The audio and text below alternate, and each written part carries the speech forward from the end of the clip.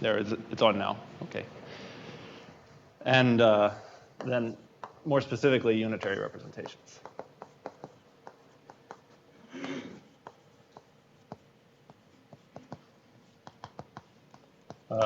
And here I'd like to report on both the classification and structural properties.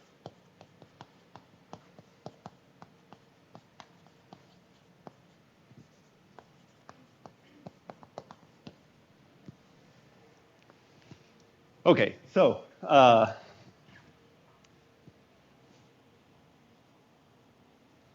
going to write S for a polynomial ring and n variables.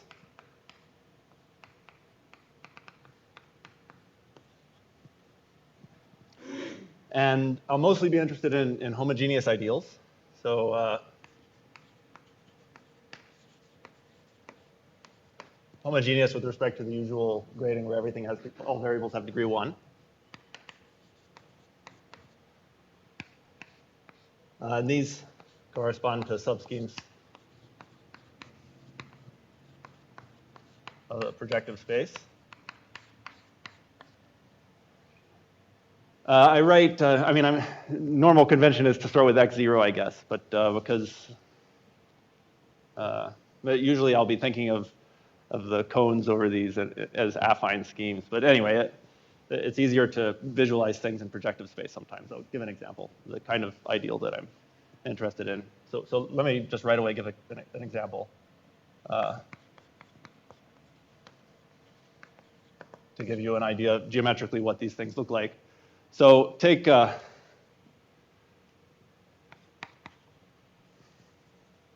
X and P3 of C be the union of all the lines that join two of the points of the sort of coordinate points 1, 0, 0, 0, 0, 1, 0, 0, 0, 0, 1, 0, 0, 0, 0, 1. So this is like a tetra, you know, the edges of a tetrahedron.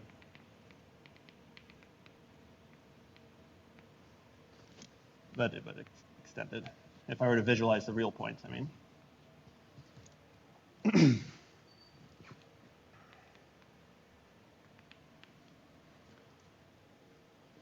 And then I also want to add in the lines joining two of the points of the following form. Take 1 in the first coordinate, and then either plus or minus 1 for the remaining coordinates. So there's 8 points there, but I don't want to take any two of them, only the ones that differ by 1 sign, or by all 3 signs, which, if you think for a moment about projective space, is sort of the same thing as differing by 1 sign. Okay, so there are 6 lines in this set.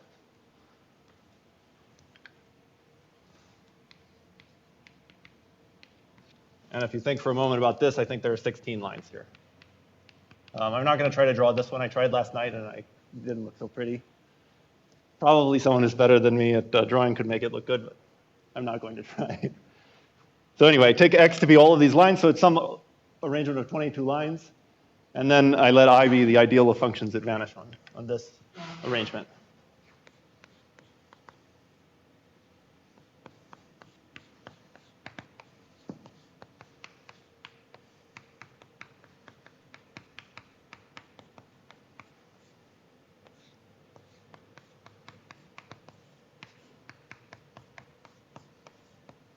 Okay, so now there are various statistics that you might want to know about such an ideal.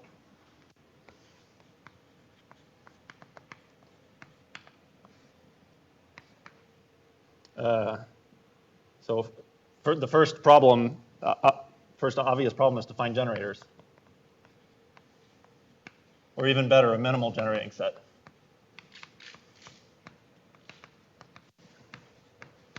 Or at least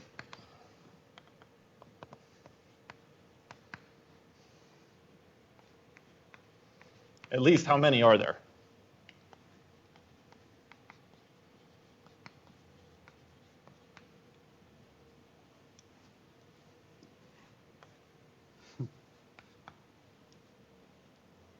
The second question you might ask is a bit more detailed information. You might ask for the graded dimension.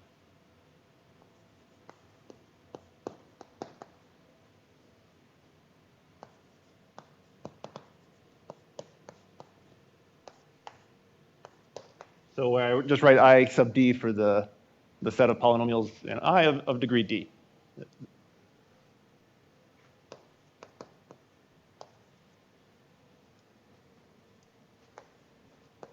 So this is also called the Hilbert series.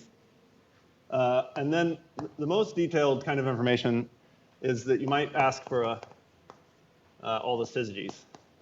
What that means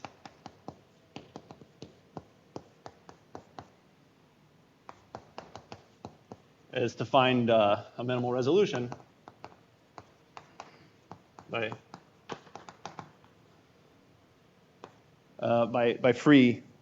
graded free modules. So the first step in this minimal resolution is given by finding minimal generators for I. So what you'll get is some sum of copies of the ring S itself shifted by some degree.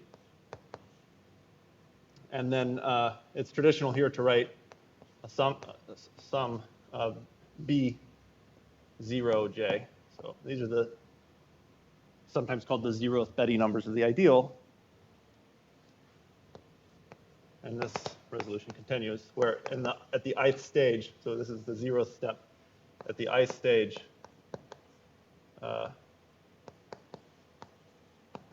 you have a direct sum of beta ij copies of the polynomial ring, but shifted in various degrees to keep track of the degrees of the maps in the resolution. Okay, so all the maps here are degree 0. So knowing these numbers is equivalent to knowing all beta ij's is the same as knowing the graded dimensions of the Tor groups, Tor, I, C. Right, because if you just tensor this resolution by C, because by minimality, you recover graded vector spaces of graded dimensions given by the beta ij's. And on the other hand, that complex, which has now got 0 differential, is the Tor groups summed. Okay.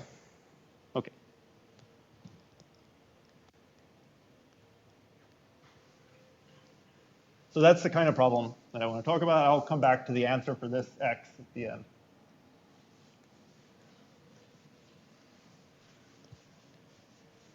For that example x. Oh, let me say what the class of examples that these techniques can handle is. So the bigger class of examples that contains that x over there is the following. So let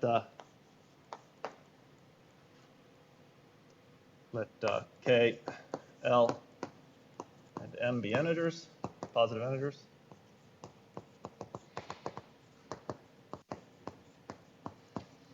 And take x, k, l to be a set of all points x and c to the n, where there exists some subset I of the set of variables, of the set of indices for variables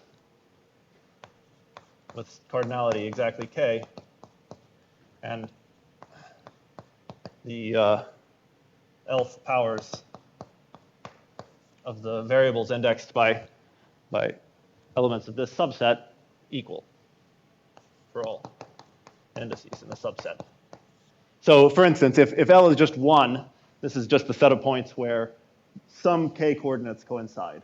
So it's a union of linear subspaces. It's always a union of linear subspaces because this is just the same as saying that there are some Lth roots of unity so that the ith and jth coordinates differ by multiplication by those. So it's a union of linear subspaces. And then I also want to let y sub m be the set of points x, c, n, so that there exists some subset j, so that the cardinality of j is m, and xi is just 0 for all, xj is just 0 for all j and j.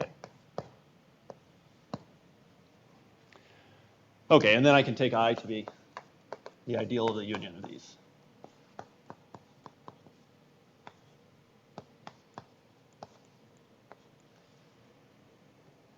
So let me state one theorem about this ideal. Of course, if m is large, then ym is just contained in xkl. And so you might as well not write it here. But.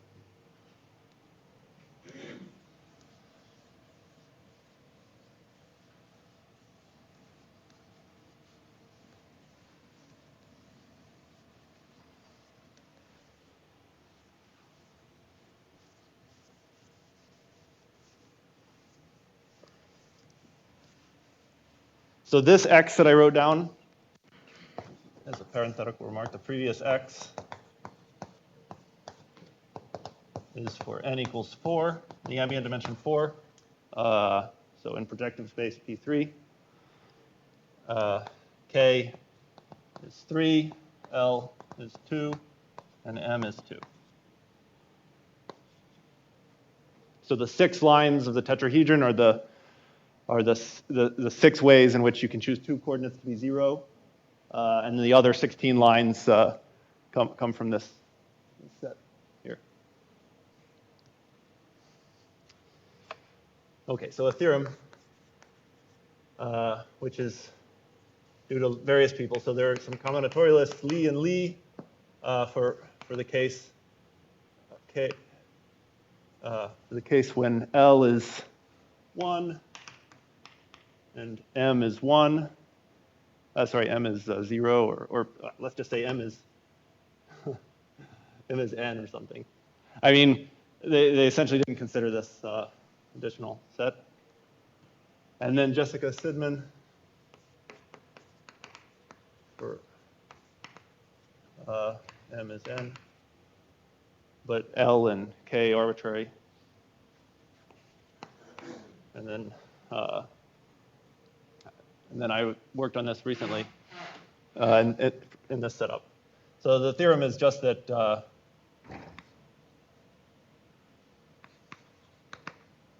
okay, so I have to give some notation first. So I'm going to let mu be the partition. So with the previous notation, I divide let me draw a picture.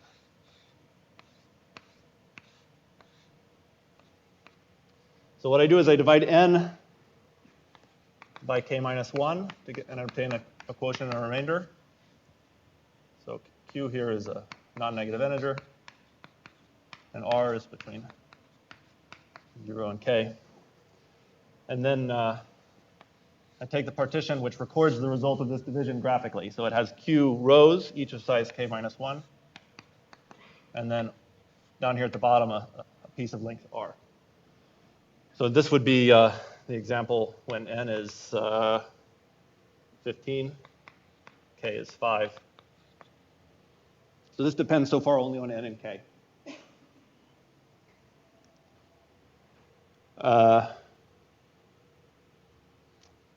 Right. And then I let lambda be the multi-partition, which you get by splitting this mu according to what m is. So it has 2 it's a multi-partition for me is just a sequence of partitions. And this has only two non-empty parts, the first one and the next to last one. Sorry, and the last one. So there's this partition is a sequence of L partitions where all but two are empty.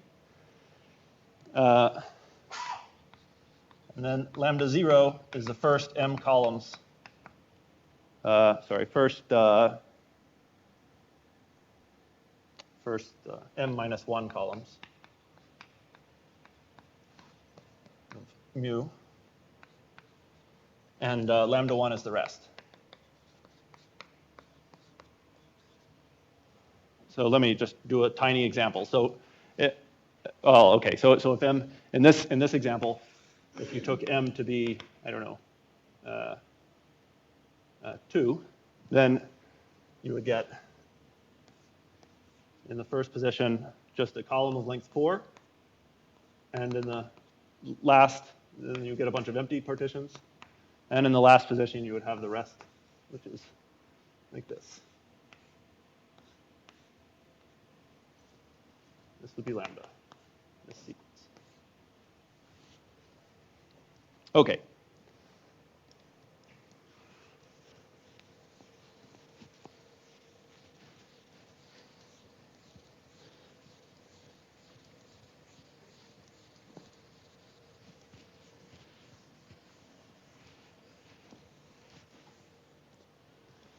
So for each standard Young-Tableau T on lambda. So I'm just going to say in words what this means. I fill the boxes of lambda with the integers 1 through n in such a way that it's strictly increasing within each component from top to bottom and left to right. Okay, so for instance, I could put 2, 5, 7, and 9 here, and then fill this with the rest in any increasing way that I want. So that it's increasing from top left to bottom right. So I'm going to define a polynomial now, ft, which is the product over all the boxes of the last partitions. Here I have lambda 0 and a lambda L minus 1. Product over all the boxes in lambda L minus 1 of the variable that corresponds to that box times the product over all pairs of boxes B and B prime in lambda, where B and B prime are in the same column, and B is above B prime. And then I get x sub t of B to the L minus x sub t of B prime to the L. Okay, so that defines some huge product of linear factors, linear forms in the variables. And then the theorem finally is that the set of f sub t's, as t ranges over all standard Young-Tableau on lambda, generates the ideal I. And moreover, if m is n, or well, if m is, what does it have to be in order for this to just be xkl? If it's at least k, I guess. If m is at least k, or L is bigger than 1, this is a minimal generating set.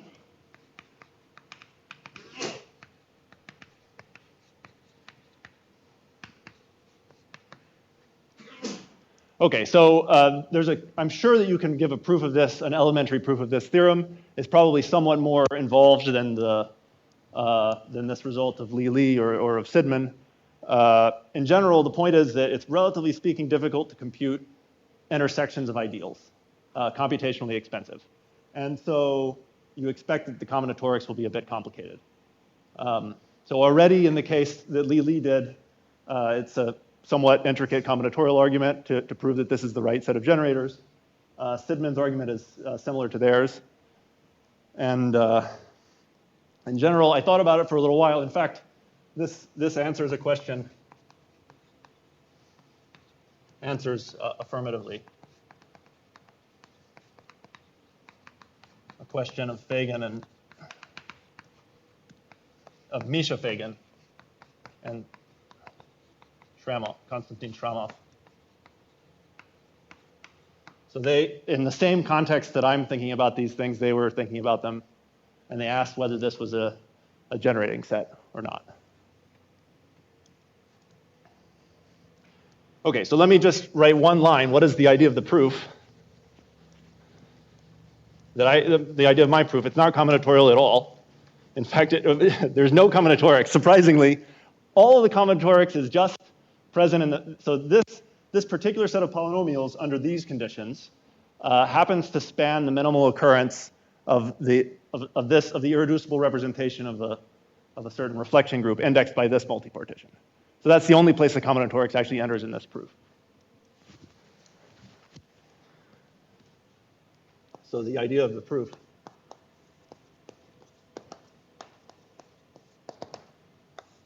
is to use the fact that I is an irreducible unitary representation of a certain Cherednik algebra.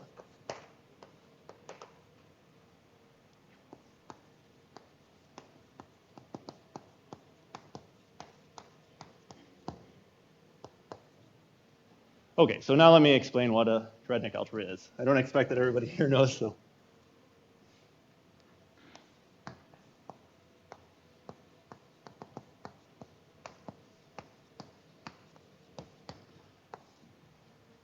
Okay, so first of all, what is the input? The most general and useful, flexible and useful version starts with X, a smooth, complex variety. It could be affine or it could not be affine. And W, a finite group of automorphisms of X.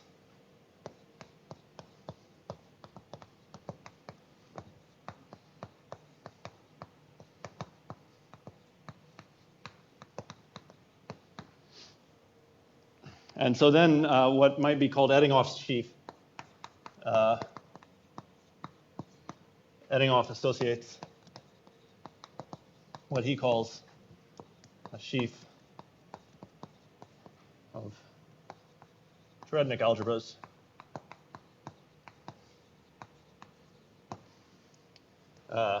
This is a sheaf on the quotient X mod the action of W to these data, with these data.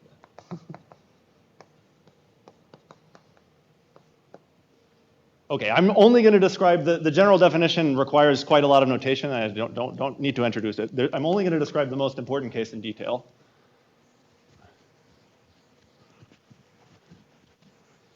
Which is the rational Cherednik algebra. That's when X is just a vector space and W is a linear group. The reason that's the most important case is that there's a sense in which, I mean, not a sense, the completions of arbitrary sheaves of Cherednik algebras at points are of this linear type. So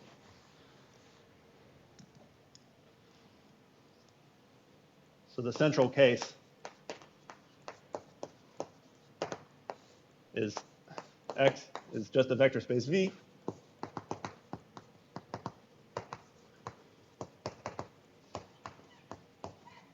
And W is not just any group of automorphisms, but a finite linear group. And in this case, so this case is very old. Eddinghoff introduced these sheaves in 2004, I think. But in some sense, this special case goes back much earlier. So inside of W, there's an important set for us, which is a set of reflections. These are the elements R and W whose fixed space has codimension 1.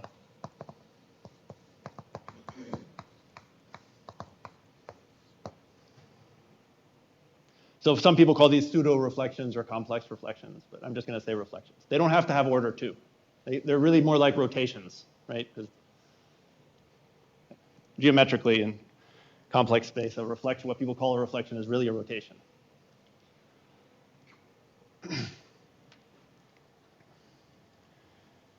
Okay, so for each one of these reflections, I'm going to let alpha sub r be an element of the dual space of V. Which I fix, and which just has the property that its zero set is precisely the fixed space of the reflection.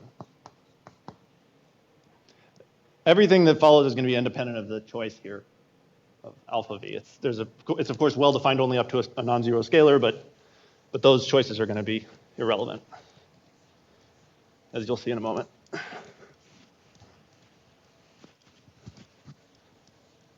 The more significant choice is the choice of a parameter. So I'm going to the Cherednik algebra. You should think of it as a deformation of the algebra of differential operators on V, semi-direct product the group W. So this sort of algebra that has appeared a lot.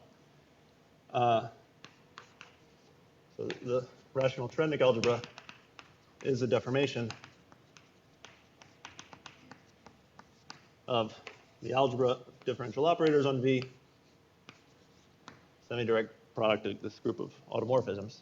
So here, I mean, the usual thing is a vector space. This is just a tensor product over C of the group algebra of W with this algebra of differential operators. And the product, if I have decomposable vectors of this form, where F1 and F2 are elements of that algebra of differential operators, and W1 and W2 are elements of the group, then this is just F1 W of F2 tensor W1 W2.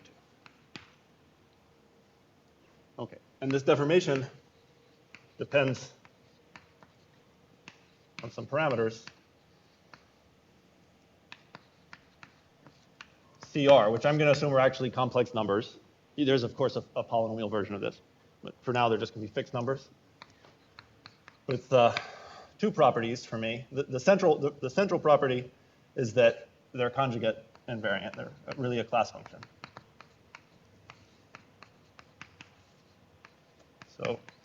So there's really just one choice of parameter for every conjugacy class of reflections. And the second choice, which I'm going to put in parentheses, because it's really only important if you want to study unitary representations. But it's not really a restriction either, for reasons that I'm not going to get into. Reality, which means that the complex conjugate of CR should be CR inverse.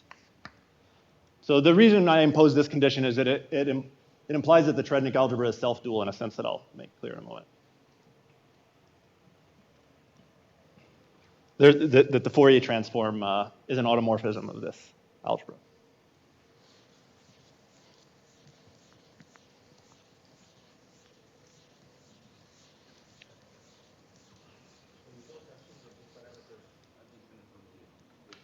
If they're all zero, you just get this algebra.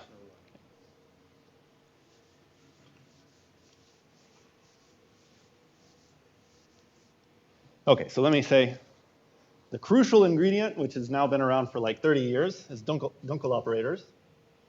So given a vector, which I'm going to write as y in V, the Dunkel operator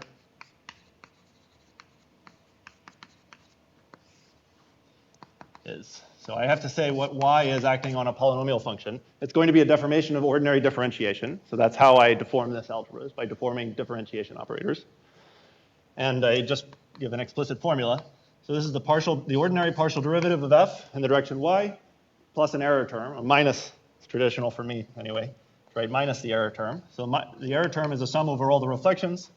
One of these parameters c sub r, the linear form alpha r evaluated on y, and then a difference operator f minus r of f divided by alpha sub r. This kind of thing shows up all over the place in reflection group stuff. So in Schubert calculus, for instance, these are de Mazur operators. Anyway, here they appear as a deformation term. So this is actually a polynomial, right? Because this thing on the top vanishes on the fixed space of R. and alpha is a generator for the ideal of the fixed space of R. The really non-trivial and amazing thing about these is that they commute. Yeah, sorry. So this is for f, a polynomial function on the vector space V. There's by now a very nice, short, clever proof of this due to adding off. I'm not going to get into the details, but Dunkel's original proof actually relied, in Dunkel's setup, he required W to be a real reflection group and then used some combinatorics of root systems. But in fact, there's a much shorter proof that works in more generalities. Oh, by the way, here I'm not, of course, assuming that R generates W, but the difference is minimal. If you just take the subgroup of W generated by all the elements of R so that the corresponding C sub R is not 0, then that Cherednik algebra somehow controls everything about the bigger one. I'm also not going to get into the details there. So in other words, you might as well assume that you can reduce everything to the case in which W is generated by R. Okay. So finally, the rational Cherednik algebra is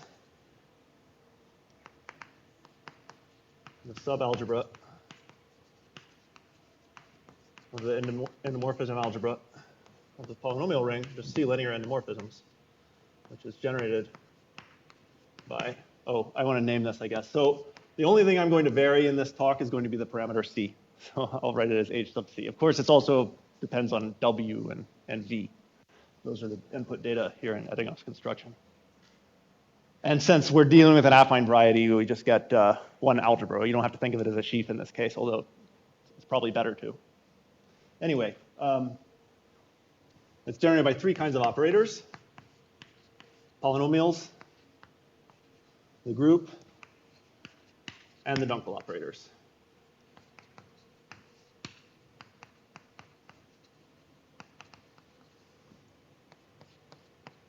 And now you can already see what I meant in the beginning of the talk. So I turns out to be stable by all of these operators. Of course, it's obviously stable by these two if you take the appropriate group of symmetries, depending on your choices of the data K, L, and N. There's some obvious finite group of symmetries of that line arrangement, or hyperplane arrangement, sorry, of that linear subspace arrangement.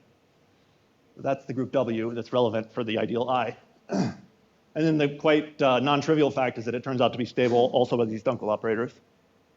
And then as such, it winds up being, for appropriate choices of the parameters, an irreducible unitary representation. Well, of course, that's not obvious.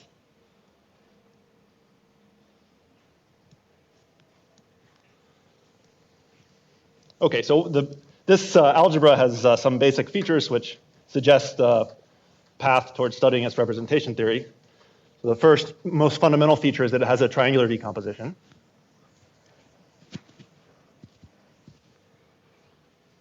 So the PBW theorem, the triangular decomposition, states that if you take the ring of polynomial functions on V, tensored with the group algebra of W, tensored with the ring of polynomial functions on V dual, then multiplication induces an isomorphism with the Cherednik algebra. And here, this is just, think of this as being generated by Dunkel operators. The second fundamental property that's important for us is the Fourier transform.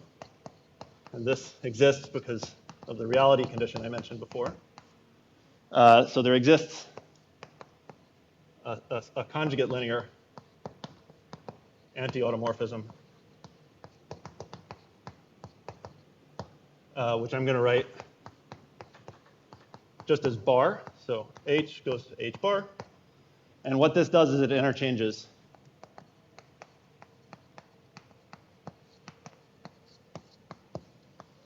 the roles of interchanges V dual inside the ring of polynomial functions and V inside the ring of polynomial functions on V dual. So in other words, it interchanges multiplication by linear forms with Dunkel operators. So this is a symmetry, which is of course not obvious at all from the definition, but it's not that difficult. It's not that deep given what's already on the board.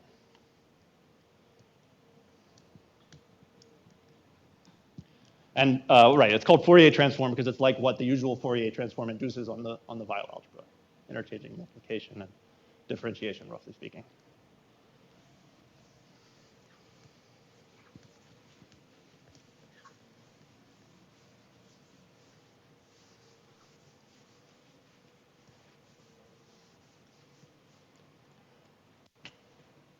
Okay, so category O.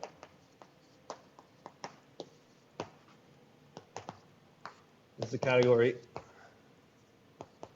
that's finitely generated HC mods on which each Dunkel operator is locally nilpotent.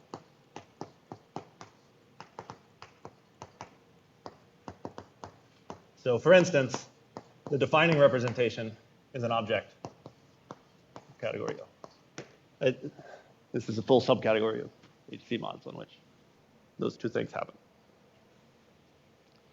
And the irreducible objects, you can do the usual thing to construct examples of objects here and induce from a sort of a Borel subalgebra. So examples, so given an irreducible representation of the group algebra, you let each y and v dual and v act by 0, and then you can define a standard object by just inducing to the full Cherednik algebra from the subalgebra generated by the Dunkel operators and W, this representation E. And by the PBW theorem, as a vector space, this is just CV tensor E. So this is, well, it's really a CV semi-direct W isomorphism. And then the Dunkel operators act by some E-valued version of that formula. This is the case. So the defining representation, to orient you, is just the standard object for the trivial representation of the group. So the PBW theorem provides you this, and the Fourier transform gives you the other structure, which is common in Lie theory, a contravariant form on each of these standard objects.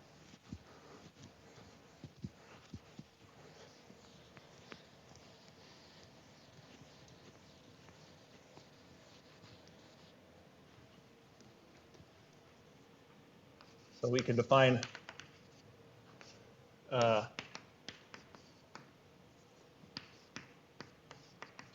pairing between two elements of the standard object by just, this pairing is going to depend on the parameter C, by taking E1 paired with the Fourier transform of F1 acting on F2 tensor E2, all of this evaluated at 0. So you can think of every element of this standard object as being a function on V with values in E. So here, when I put parentheses 0, I mean just take its constant term. And then I fix is Hermitian positive definite W invariant form on E. So it's well defined up to positive multiplication by positive numbers, and nothing I say is going to really depend on that choice. Anyway, this thing, though, may no longer be positive definite, of course. It might even be degenerate. So I define LC of E to be the quotient of this standard object by the radical of its contravariant form. And the fact is that LC of E is simple, and in fact is the top.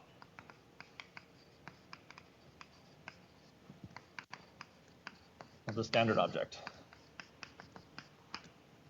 And the irreducible objects of the irreducible representations of the complex group algebra via this construction are in bijection with the irreducible objects of OC.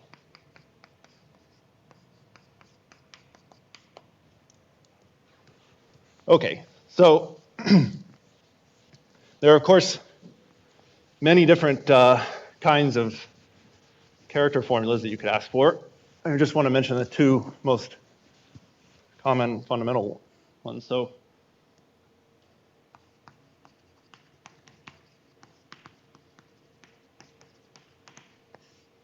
first of all, there's a graded character. The graded character of LC of E for me, by definition, is a series where you take the class in the growth and D group of the dth graded piece of, so L is going, L is my abbreviation for LC in this formula. So I take the dth graded piece of L as an element of just the growth and D group of the complex group ring. So in other words, it's a formal representation, virtual representation. And multiply that by T to the D. Here, I'm not going to specify the set D runs over. It turns out that there's an intrinsic grading on all objects of O given by the Euler vector field, which is an element of the Cherednik algebra. But it doesn't have to be, these don't have to be, this is not an integer grading. It's shifted by a certain statistic, which I'll define in a moment. It's shifted by a statistic that depends on the representation theory of W and the deformation parameter C. Okay, so that's the first kind of character formula and the most naive one in some sense. And then there's also the Kazhdan-Lustig character,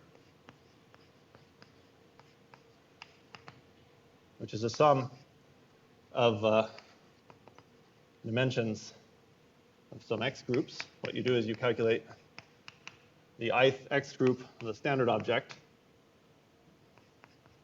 with respect to some other representation f, n2L. And then you multiply this by a formal symbol. You can think of this also as living in the growth and D group of CW and a parameter Q that keeps track of the homological degree. So in the case, let me mention that we have an algorithm for computing these now. If W is what's called a cyclotomic group, I'm just going to say these are n by n matrices, which they're almost permutation matrices. They have exactly one non-zero element in each row in each column. The non-zero elements don't have to be ones. They're Lth roots of unity. That's the parameter L, which is the same as the L from the beginning of the talk. So if W is one of these groups, then actual affine parabolic Kazhdan-Lustig polynomials compute these numbers.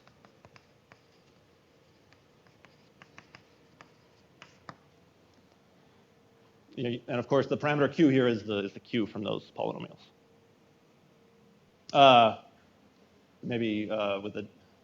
There's the usual issue that there's a parity vanishing condition here, so probably you have to replace Q by Q squared or something to translate between them.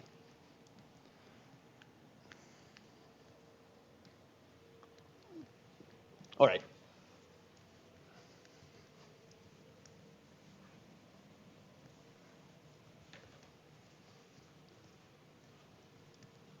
So there are, of course, many open questions. There's a character formula, but actually in some sense, we don't, I mean, it's like all of these Kazhdan-Lustig formulas. It's really an algorithm for computing the characters. And there are some classes of representations for which we have a right to expect a much more efficient formula. And the unitary representations, it turns out, are one such class. So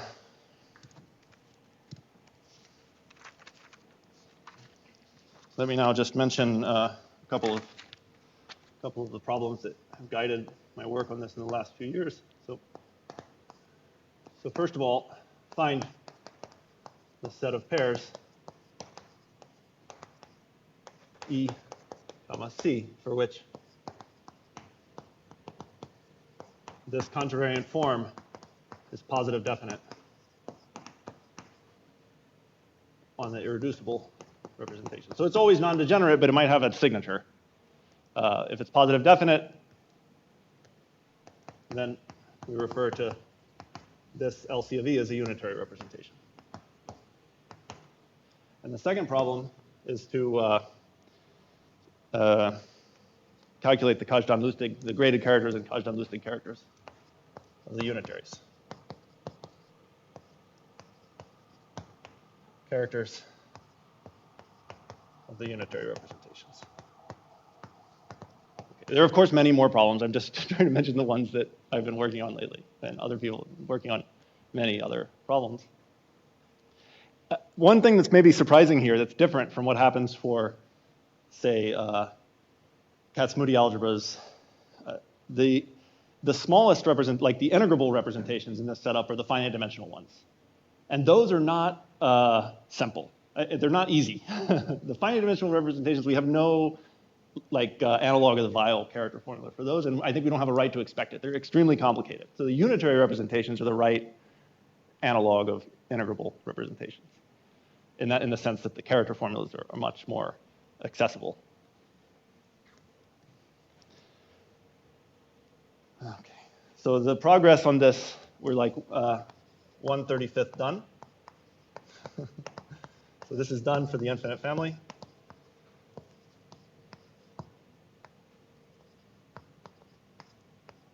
Maybe I should put a different parameter here since I had an M before. So there's a certain infinite family of reflection groups, and then there are 34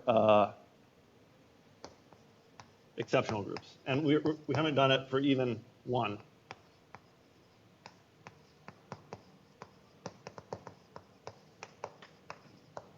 So, progress.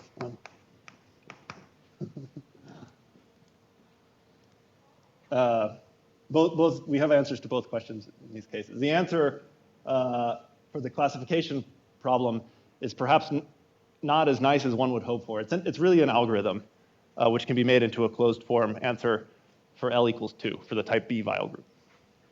And actually, I mean, with a little bit of effort, you could do it for L equals 3, or really for any E which is indexed by a sufficiently uncomplicated multi-partition. But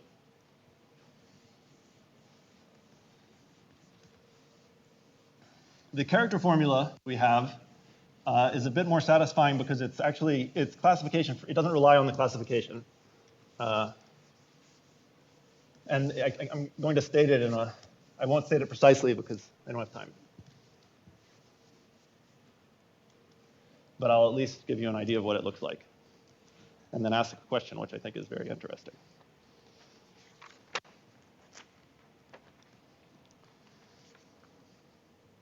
Okay, so the first, now I need to finally relate all of this to what I talked about in the beginning. So the first theorem, which is not very deep, it's part of it. The first part is due to me, and then there are other parts which are due to Cherednik, Huang, and Wong. All of it is it's all fairly elementary and not particularly involved. So let L be an irreducible object of category O. Then, first of all, the Tor groups of L. If you just think of L as being a representation of the polynomial ring inside of the Cherednik algebra, then you could compute these as certain sums of X groups as vector spaces. This is isomorphic to not just as vector spaces, as representations of W. X in category OC.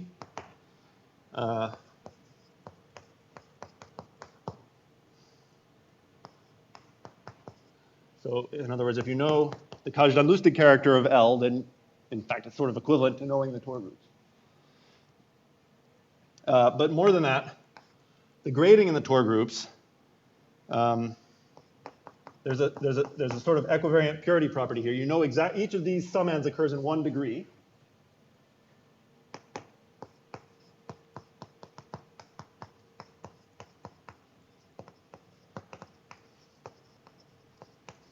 And the degree CE. So this is a statistic I mentioned earlier. This is a statistic that shifts the internal grading that the Euler element induces on all the standard objects. So this is the scalar. CE is a scalar by which the sum CR 1 minus R, summed over all reflections, acts on E. So this is a central element. This thing here is a central element of the group algebra. It acts by some number on each E. That statistic is what tells you these degrees. And in particular, if that's not an integer, then they have to be 0, as it turns out. So, not exactly. This has to differ from some analogous statistic for L. Yeah, this obviously is not going to be an integer most of the time. And in fact, it's not that it has to be an integer for this to be non-zero. The difference between this and an analogous statistic for L has to be an integer. And then the last statement is that if L is unitary, then in fact, you can obtain the Kazhdan-Lustig character from the graded character. So in other words, let me write down the precise statement.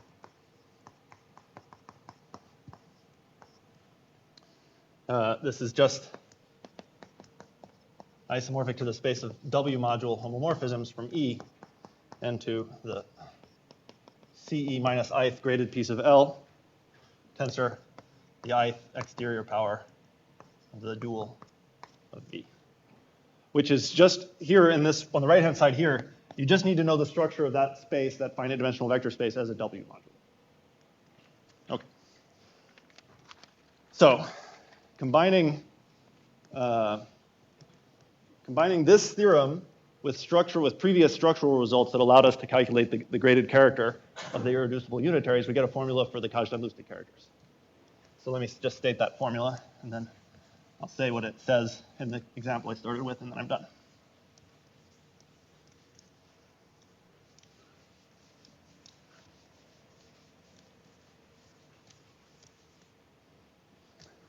So the theorem, which is joint work with Susanna Fischl and Elizabeth Mano-Salza,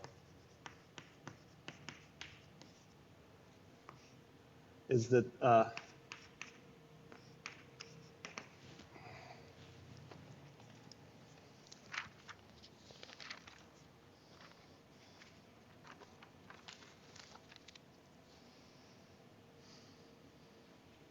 is L.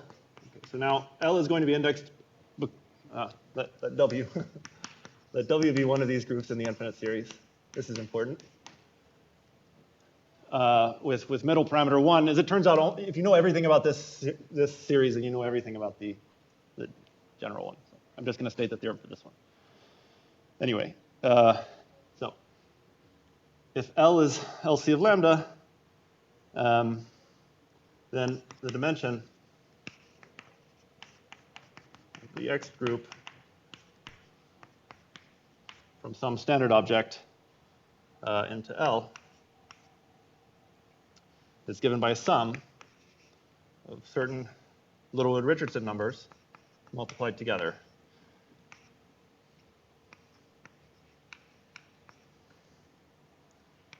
And because the combinatorics is quite intricate and I don't have time now to explain it, I'm just going to say philosophically where it comes from. So these, I'm not going to write the indices down here. It's a huge sum in principle, although as it turns out, it's almost all 0 in practice. But at least it's not negative. There's no cancellation. So this is a Littlewood-Richardson number coming from restriction rule from an affine Heck algebra to the group algebra. From a degenerate affine Hecke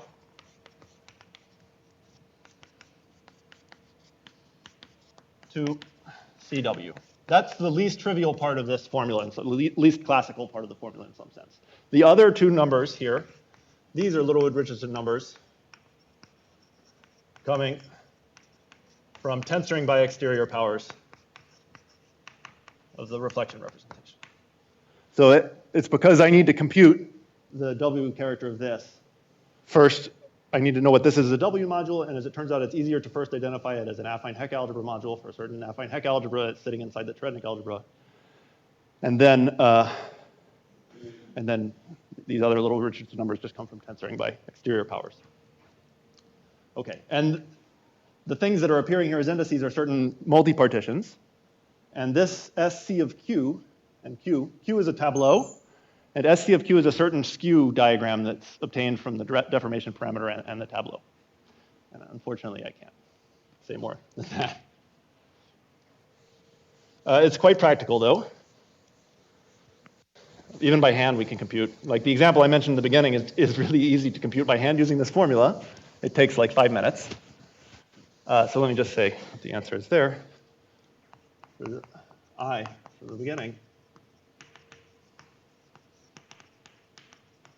this formula implies that it's minimally generated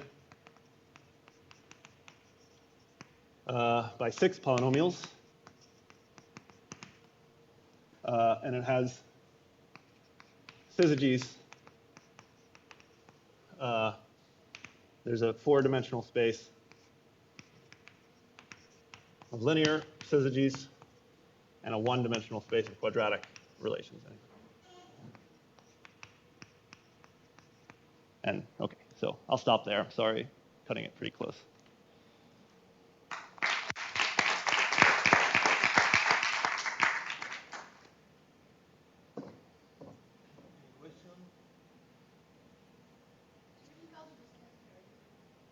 Sorry, what? The category O is a quasi-hereditary category, yeah. But I mean, the algebra itself is, the arbitrary representations are extremely complicated, just like for enveloping algebras. Yeah, yeah. About the Denko operator, looks very much like a covariant derivative. Yeah. With a charge and almost like a projector there. Yes, so that's right. So so it differs from a covariant derivative precisely by this non-local term, the R operator. So if you just don't write R down on the right-hand side, it in fact is a connection, a flat connection. And that fact allows you to produce a monodromy representation of a certain fundamental group on each representation in category O. So this gives you a functor from category O to the finite Hecke algebra of the group W. It's one of the fundamental tools that we use for studying the representation theory. Unfortunately, I didn't have time to talk about that or about the orthogonal functions that are behind this character formula.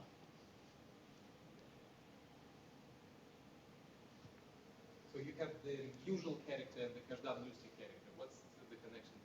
I mean, you can recover the usual character from the Kazhdan-Lustig character because the Kazhdan-Lustig character tells you the expansion of the irreducibles and the standard objects. A graded expansion. So since the grading is internal, you actually don't even need the Kazhdan-Lustig character.